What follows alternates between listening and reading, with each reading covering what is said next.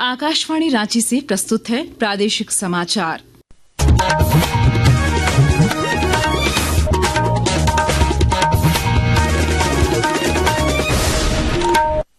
नमस्कार, प्रादेशिक समाचारों के साथ मैं प्रियंका। सबसे पहले मुख्य समाचार।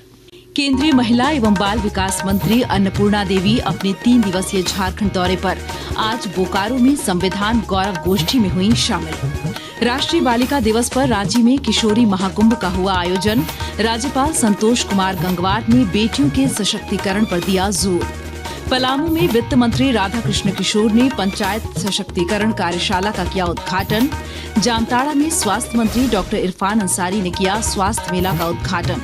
चतरा में श्रम मंत्री संजय प्रसाद यादव ने किया जागरूकता रथ रवाना। निकाय चुनाव मामले में हाईकोर्ट ने निर्वाचन आयोग से 2 सप्ताह में मांगा शपथ पत्र। अगली सुनवाई 7 फरवरी को। और हॉकी इंडिया लीग के महिला वर्ग में JSW सूरमा हॉकी क्लब का रोमांचक मुकाबला श्राची राड़ बंगाल टाइगर्स से जारी।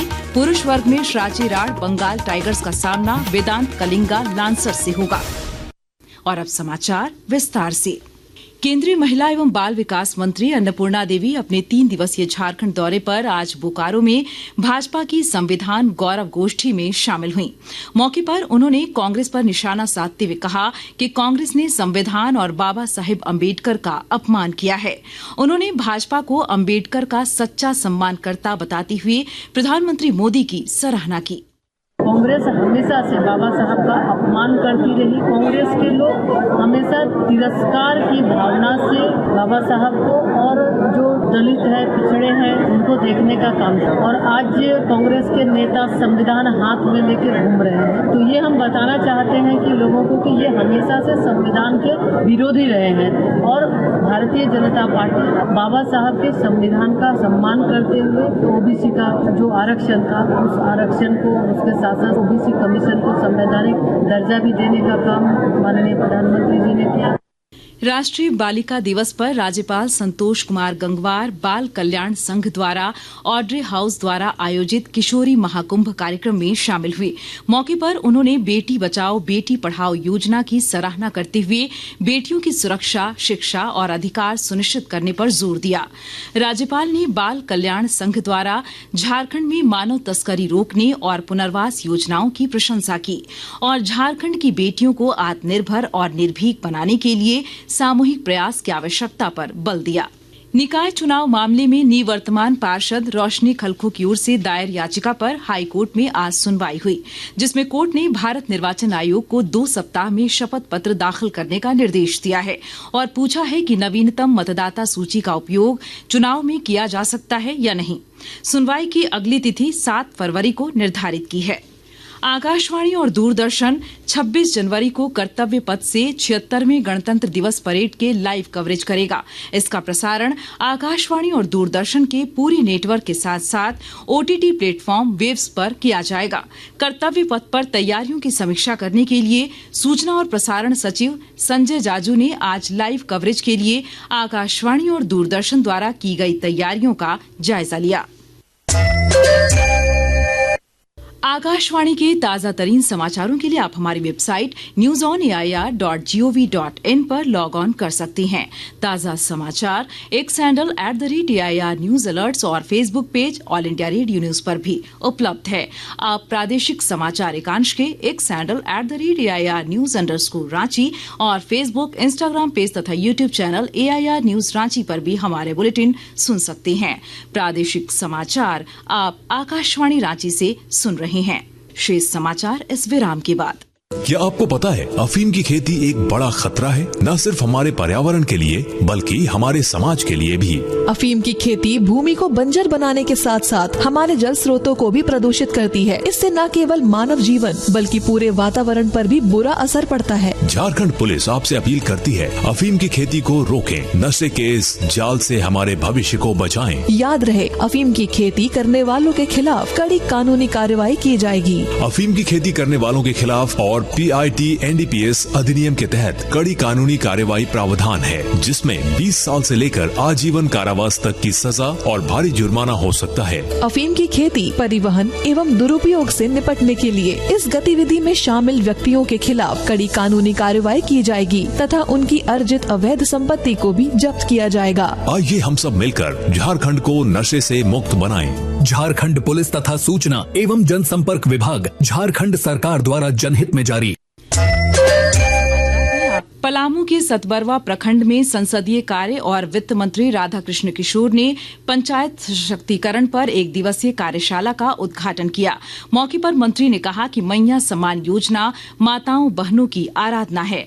उन्होंने लिंगानुपात भेदभाव मिटाने और पलामू को विकास की दिशा में आगे बढ़ाने का भी आह्वान किया।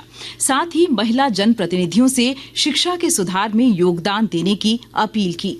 अगर इस जुनून के साथ आप अपने पंचायत में काम करेंगे तो प्रखंड, अनुमंडल और जिला भी उतना ही सशक्त होगा। 283 पंचायत हैं, वहाँ आपकी उपस्थिति होती है। ये आपको देखना है कि मनरेगा में कहाँ गड़बड़ी हो। ये आपको देखना है कि अब वो आवास जिनको मिलना है वो मिल रहा है या नहीं मिल रहा। मैं आपको सामने रख करके उदाहरण पेश नहीं करना चाहता, मैं खुद को इस मंच पर स्वयं को खड़ा करके उदाहरण पेश करना चाहता हूँ।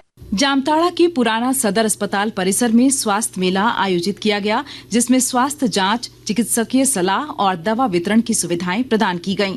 मौके पर मुख्य अतिथि स्वास्थ्य मंत्री डॉक्टर इरफान अंसारी ने कहा कि राज्य में स्वास्थ्य सेवाओं को बेहतर करने पर जोर दिया जा रहा है। हम अपने सरकारी संस्थाओं को अच्छा करेंगे, सरकारी हॉस्पिटल को अच्छा करेंगे, सदर हॉस्पिटल को बढ़िया से बढ़िया करना चाहते हैं। आज इसी क्रम में देखिए हमारा पुराना जो सदर हॉस्पिटल है, जामताड़ा वासियों को सुपर स्पेशलिस्ट हॉस्पिटल मैंने लिया, 9 डॉक्टर की पोस्टिंग किया है। लोगों का लाभ होगा। मैंने सिविल सर्जन को कहा है, अगर हमारी बहनों को अगर वो सदर गई है तो उसका इलाज कराइए। अगर वहाँ से अगर वो कोई रेफर कर देता है CS को भी मैं रेफर करूँ, ये नहीं बर्दाश्त करता। चतरा जिले में श्रम मंत्री संजय प्रसाद यादव ने श्रमिकों के लिए जागरूकता रथ को हरी झंडी दिखाकर रवाना किया। यह रथ श्रम विभाग की योजनाओं के बारे में जानकारी प्रदान करेगा।